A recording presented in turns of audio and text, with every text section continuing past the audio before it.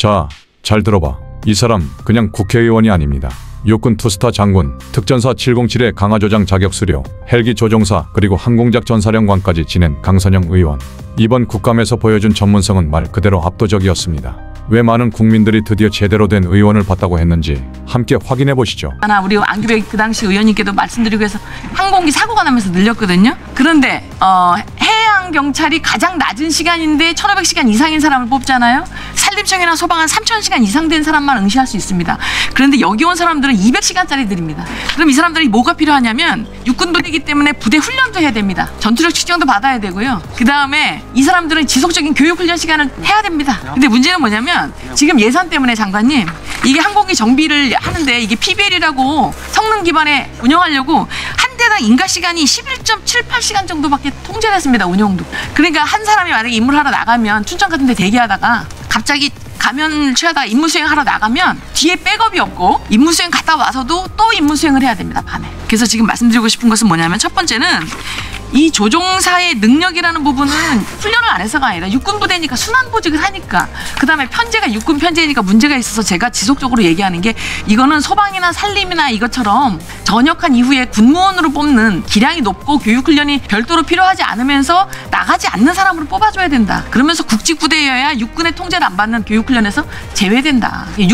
국직부대로 군무원화 시켜가지고 운영을 해줘야 된다. 그 다음에 최소한 한 개 팀이 춘천이나 용인이나 포천에 있는 한 개 팀이 눈 뜨고 대기하고, 그 다음 팀은 그 안에서 자면서 대기하고, 한 팀은 숙소에 있다가 밀어내기 식으로 임무 수행을 하다가, 한 팀은 그래도 비번이 있어야 휴가 갈 거 아닙니까? 편제를 한 개 팀에 4개 조 이상 운영할 수 있게 해줘야 정상적인 임무 수행이 되고 순차적으로 되고, 그 다음에 장관님, 여기 임무 수행을 해상비행을 이렇게 나가려면 해상비행 조건이 계기비행 자격이라는 게 있어야 됩니다.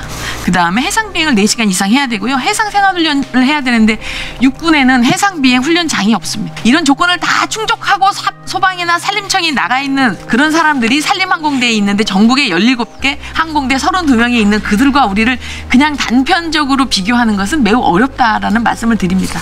그래서 제가 말씀드리는 거는 이국종 병원장님, 우리 유영원 의원님이 말씀하시는 걸 충족하기 위해서는 첫 번째로 의무소 항공대 편제가 국직부대면서 이 사람들이 육군의 편제가 아니고 군무원화된 전문가들로 편성되어야 된다는 거.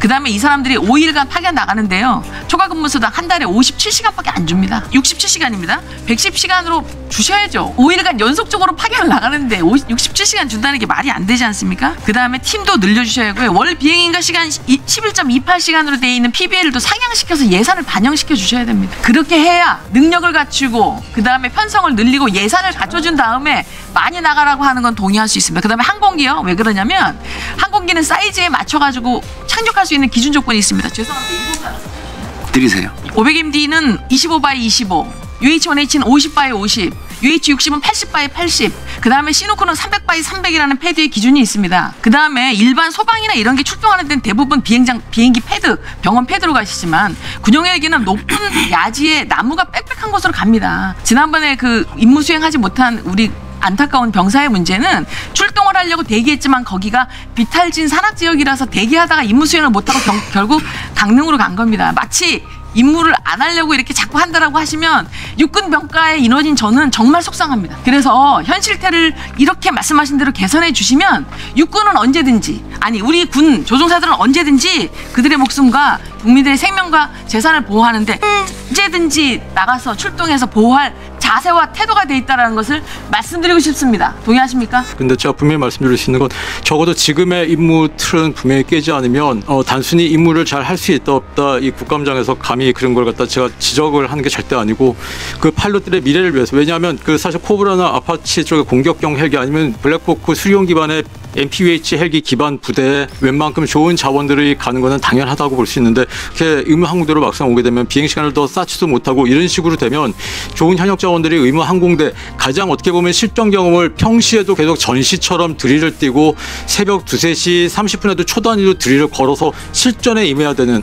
그 스케줄대로 스케줄도 오퍼레이션을 하는 훈련이 아니고 실전을 뛰는 건 의무 항공대가 제일 극심한 스트레스에 시달릴 겁니다. 근데 이 자원들에게 어쨌든 간에 힘들게 하자는 게 하드타임을 주자는 게 절대 아니고 대기 타는 시간이나 대기 시스템 전체를 획기적으로 개선해서 더 많은 비행 시간, 오히려 출동할 수 있는 경험을 많이 보장을 하는 게 가장 중요하다고 볼 수 있는데 군 전체 자원의 병력이 인원수가 그렇게 많지 않지 않습니까? 서울에 어떻게 보면 큰 한 구보다도 작은데 송파구인보다 작은데 이 군에 있는 병력 자원만을 위해서 대기를 한다거나 그 자원만을 위해서 만약에 출동하는 시스템을 계속 저희가 고수를 한다면 그것은 그 이쪽 의무항공대 쪽에 와 있는 파일럿들의 미래에도 사실은 전역하고 나면은 정말 좋은 국가기관에서 계속 일할 수 있는 일단 원서라도 낼 수 있는 비행시간을 쌓아줘야 되지 않습니까? 그래서 그런 차원에서 보자면 지금의 근무 시스템이나 그런 어떤 패턴을 획기적으로 개선을 하는 데 있어서 일단 제일 가시적으로 제일 행정적으로 편한 건 추가 국가 예산이나 그렇게 편입이 없이 투입이 없이 할 수 있는 제가 아는 한 가장 큰 거는 예를 들면은 그 소방항공대 같은 데서 굉장히 전력 자원이 부족해서 정말 한두 대 헬기 가지고 어거지로 운영하는 곳이 있습니다. 그런 데부터 해가지고